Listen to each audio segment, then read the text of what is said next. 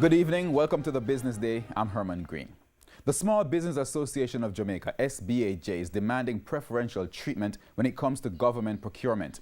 President of the association, Hugh Johnson, is insisting on a separate set of rules for his members, which will make it easier for small businesses to win procurement bids. TVJ's Andrew Laidley reports. When it comes to government procurement, businesses interested in a specific project are usually subject to the competitive bidding process.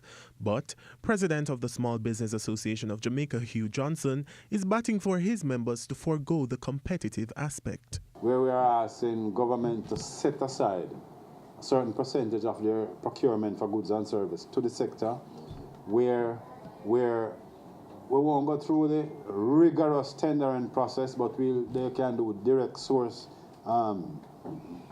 direct procurement from us and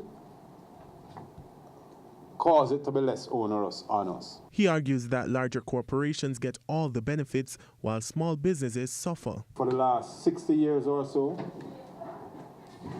whatever the larger enterprises want, they normally get, but not the small business sector, and we are saying enough is enough, time comes. And it's not just talk. Mr. Johnson says he has received buy-in from the government. They have agreed to it and it's passing through the House, and I'm hoping for it to be passed soon, that it will become law, that we may be able to benefit from. Andrew Laidley, TVJ News. Motorists will see increased prices when they go to the pumps tomorrow. 87 and 90 gasoline will go up by $3.07 per litre. Automotive diesel oil will increase by $2.92, while ultra-low sulfur diesel will be hiked by almost $3. The price of kerosene will move up by $3.45. LPG propane will increase by $2.94 per litre, while LPG butane moves up by $3.10. The Bank of Jamaica has cut its policy rate to a new historic low and at the same time announced that deposit-taking institutions will be able to lend more come next Friday. The policy rate was cut by 25 basis points, taking it to 1.5% as the central bank tries to nudge inflation within its target range of 4 to 6%. Now, inflation for the 12 months to the end of January was 2.3%. The BOJ is hoping that financial entities will follow its lead in cutting rates to stimulate economic activity and in the process stoke inflation to the center of its target. To further boost that process, the central bank says it will cut the amount of cash financial institutions are required to hold in reserve by 3% points to March 1.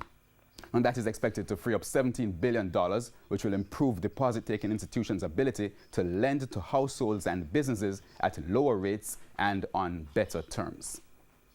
We go down to currency trading. The day ended with the US dollar selling for $133.25. The Canadian dollar is now being sold for $100.91. The pound, $172.52. And the euro closed the day at $151.67. The JSE index gained 3,059 points today, while the junior market index is up 27 points. Among today's winners were Dolphin Cove, Jetcon Corporation, Carib Cement, Cygnus Credit Investments, and G West Corporation. Now on the losing side were Knutsford Express Services, Proven Investments, Radio Jamaica, Everything Fresh, and CAC 2000. And that wraps up the Business Day. I'm Herman Green. Good evening.